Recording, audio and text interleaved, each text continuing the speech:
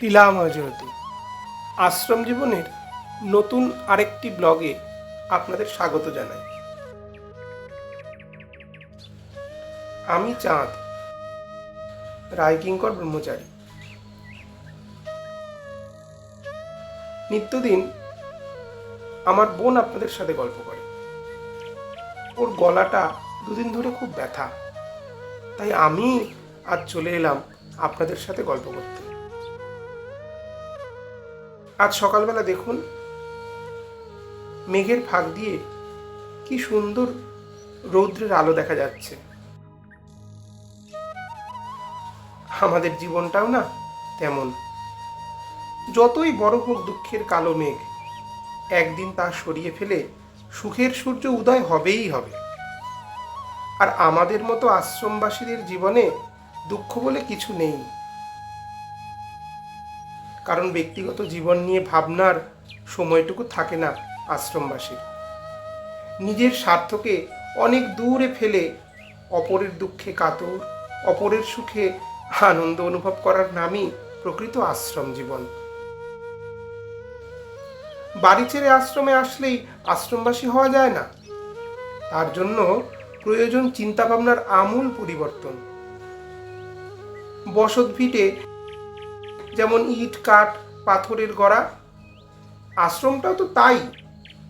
তবে তার আর পার্থক্য কোথায়? একটি বাড়ি ছেড়ে আর একটি বাড়িতে এসে ওঠা। কিন্তু প্রকৃত আশ্রম জীবন তখনই শুরু হয় যখন কেউ ভাবতে শুরু করে, আমার জন্য যেন অন্যের কখনো কোনো কষ্ট না হয়। আমার দ্বারা যদি কখনো কারোর সামান্যতম উপকার হয়, তবেই সার্থক হবে আমার এই জীবন। আমি কি পেলাম সেটা ভাবার সময় নেই, বরং আমি কি দিতে পারলাম, এই হলো সাধনার পথ।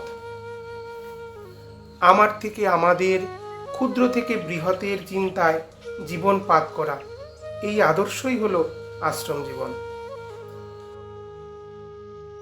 আশ্রম জীবনের মূল শিক্ষা শুধু আধ্যাত্মিক উন্নতি নয়, অন্যের কল্যাণে নিজের জীবন উৎসর্গ করা।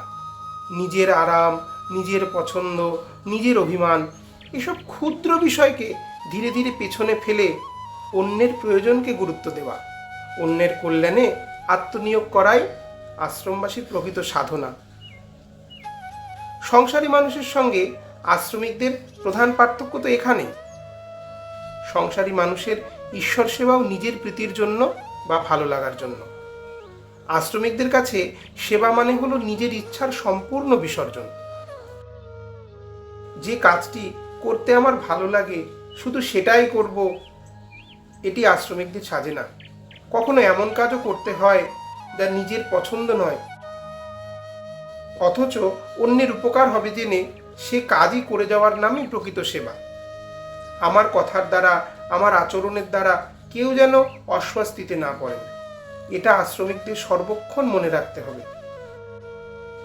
আমি, আমার, এসব ভাবনা সংসারীদের সাজে। একজন আশ্রমিক সবসময় ভাববে, আমরা সকলে শ্রী ভগবানের। আমি যদি তার সৃষ্ট জীবের জন্য কিছু করতে পারি, তবেই তো সৃষ্টিকর্তাকে প্রকৃত ভালোবাসা হবে।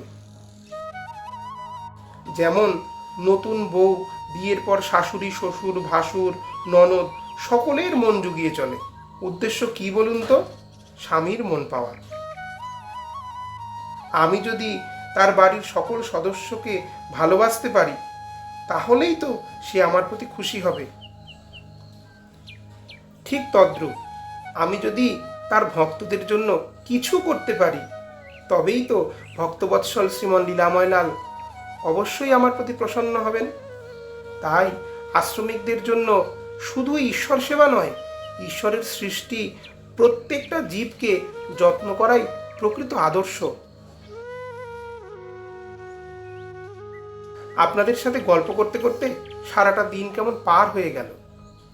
যেহেতু আমি আশ্রমে আর ছিলাম না, তাই মা আজ সেবা, পূজা, আরতি, ভোগ নিবেদন সমস্ত কিছুই একাই করলেন। নিজের নয়, বরং অপরের কথা ভাবাই আশ্রম জীবনের মূল আদর্শ। যা আমাদের মা আচরণ করে সবসময় আমাদের শিক্ষা দিচ্ছেন।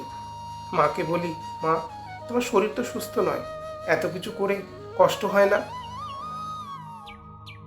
হেসে উত্তর করেন, হয়তো কষ্ট তো আমারও হয়, কিন্তু তোদের হাসি মুখগুলো দেখলে সব ভুলে যাই।